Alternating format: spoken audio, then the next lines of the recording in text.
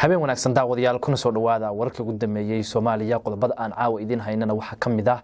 madaxweyne Deni oo maanta shir la yeeshay nabadoonnada gobolka Bari maxay kaga wada hadleen shirkaas waan eegi doonaa iyo sidoo kale madaxweyne Xasan Sheekh oo wali ku adkeysanaya inuu dalka ka qabto doorasho qof iyo cod ah iyadana waa eegi doonaa iyo warbixino kale oo dheeraad ah balse intaan faahfaahinta gelin waxaan daawada ka codsanayaa in YouTube-ka ku soo biirto subscribe dhaxda muuqaalka la saarto gabalkan furato si ay ku soo gaaraniin warbixinada maalinlaha ee halkan ku soo gudbino waxa dhinaciga fadhiya Fuad UK oo inta badan ila falanqeeya wararka aan halkan ku soo gudbino Fuad waa ku soo dhaweynaya saaxiib ugu horeynta maxamuud waad baan u dhawahay waad mahadsan tahay aad baan u salaamayaa asxaabtaada ku xiran barta YouTube سيشكت محمود مدحنا دولة بوتلان شرب وحلية نبضنا قبل كبري هي وحجرتك وحين وكان نقود بدي شركة سكتم بس مدحنا إنه هذه دو هذا لا يسوى عركة مقطع قد بدأ ورانا كده واجي حدين وصل لعبنا بالقد بدأ سي مدحنا كوابن وحيابه كجاه الله حدين نوفيرس محمود kaga hadla qodbadii madaxweynaha kadib shirkii nabadoonnadu la yeeshay Fuad waa mahadsan tahay madaxweyne Deni maanta magaalada Boosaaso wuxuu shir kula yeeshay nabadoonnada gobolka Bari waxyaabihii ugu muhiimsanaa oo madaxweynuhu kala hadlay waxa kamid ahaa dagaalka ka socda buraha Almiskaad ee lagu soo afjarayo kooxda argixisada ee Daesh wuxuu nabadoonnada kala hadlay sidoo kale in deegaano la deegaameeyo deegaanadii laga qabsaday kooxda Daesh buraha Almiskaad ku lumaalaysanaysa waxyaabaha ugu muhiimsanaa oo madaxweynuhu nabadoonnada maanta kala hadlay waxa kamid ahaa in ay nabadoonnada doorkooda ka qaataan dagaalka ka socda buraha Almiskaad ee gobolka Bari waxa uu sheegay in nabadoonnadu awal horay qayb uga qaateen xoogana wali kaalintoodii ay dhiman tahay balse loo baahan yahay in kaalintooda inta ka dhiman ay buuxiyaanin sidoo kale madaxweynaha wuxuu maanta aad uga hadlay oo waxyaabaha aad uga hadlay kamid ahaa in maanta laga bilaabo qof walba oo Puntland dambi ka galay uu cafis yahay una madaxweynaha isagoo ku hadlaya afka dawladda Puntland uu cafiyay balse waxa uu sheegay madaxweynuhu in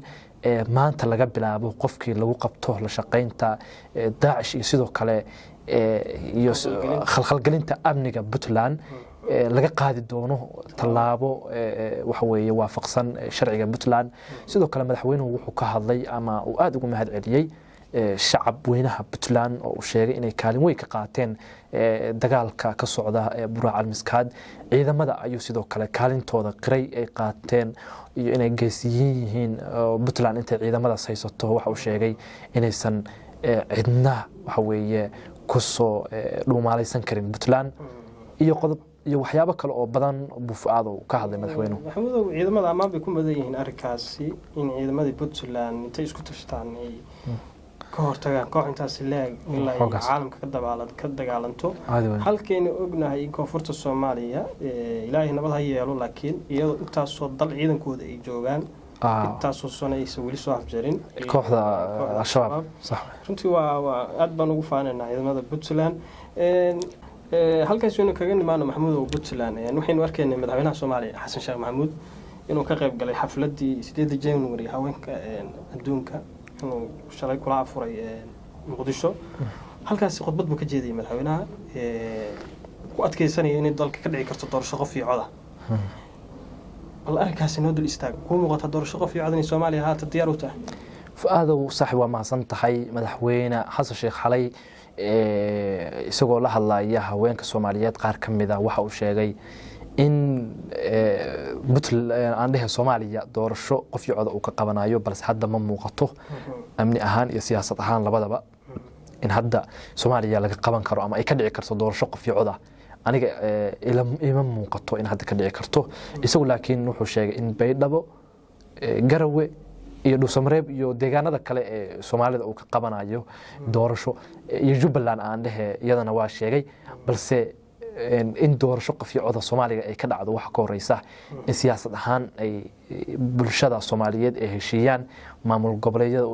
isku yeero Muqdisho isku keeno ka bacdina laga wada hadlo sidii doorasho qof iyo cod loo qaban lahaa balse madaxweynuhu waxa muuqata in isaga keligii hadda uu leeyahay doorasho qof iyo cod waan qabanaya